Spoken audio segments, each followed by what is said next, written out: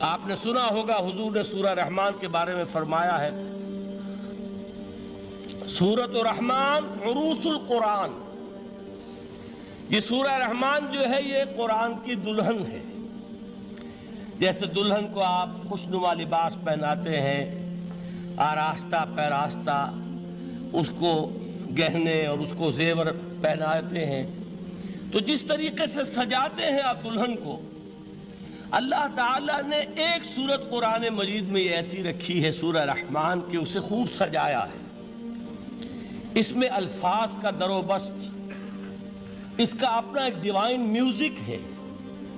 وہ تو اللہ تعالیٰ قراء جو ہے، خاص طور پر مصر کے قراء، اللہ تعالیٰ ان پر رحمت نازل فرمائے، ان کی خطاؤں سے درگزر کرے۔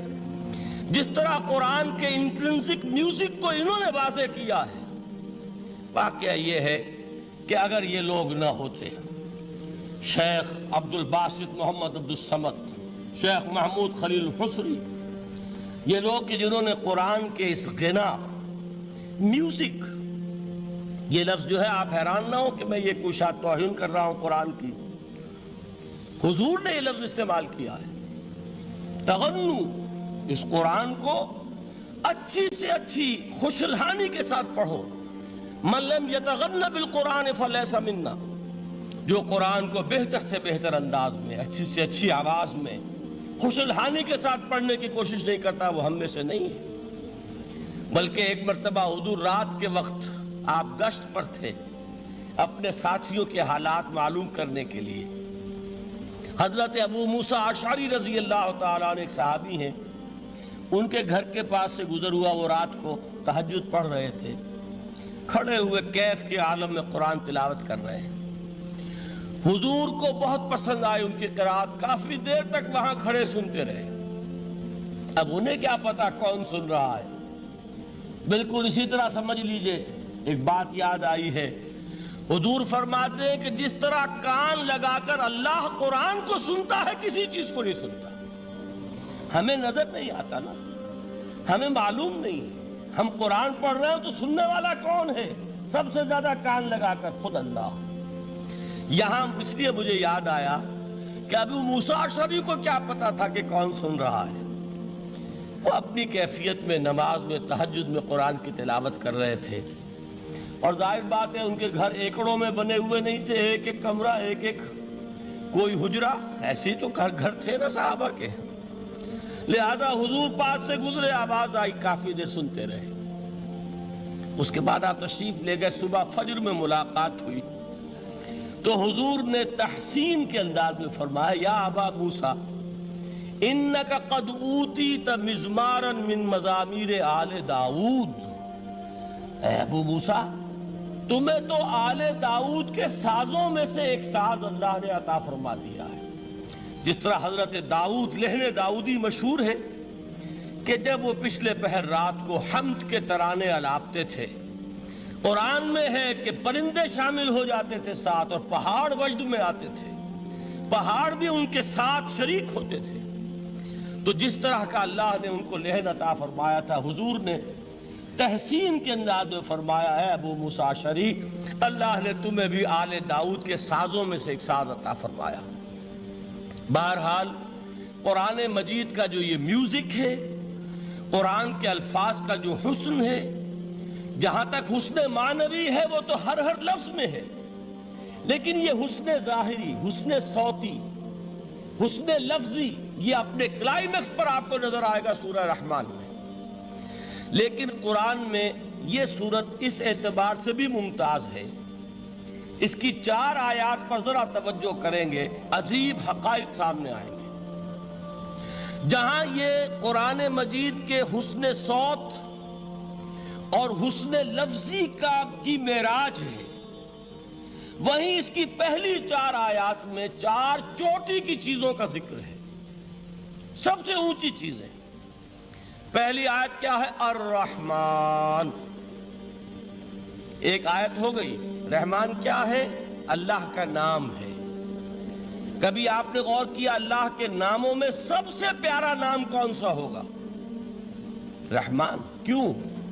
اس کا مادہ کیا ہے؟ رحمت۔ ہمیں سب سے بڑھ کر جس چیز کی ضرورت ہے وہ کیا ہے؟ رحمت خداوندی۔ نام اچھی طرح سن لیجئے اس حضور کے قول کو۔ حضور فرماتے کوئی شخص جنت میں مجرد اپنے عمل کی بنیاد پر داخل نہیں ہو سکے گا جب تک کہ رحمت خداوندی دستگیری نہ کرے۔ کسی صحابی نے بڑی ہمت اور جرأت کا ثبوت دیا کہ پوچھ لیا کیا حضور آپ بھی؟ جب آپ نے فرمایا کوئی شخص داخل نہیں ہو سکتا جنت میں محض اپنے عمل کی بنیاد پر جب تک کہ رحمت خداوندی جو ہے وہ دستگیری نہ فرمائے۔ پوچھا گیا کیا آپ بھی؟ آپ نے فرمایا ہاں میں بھی۔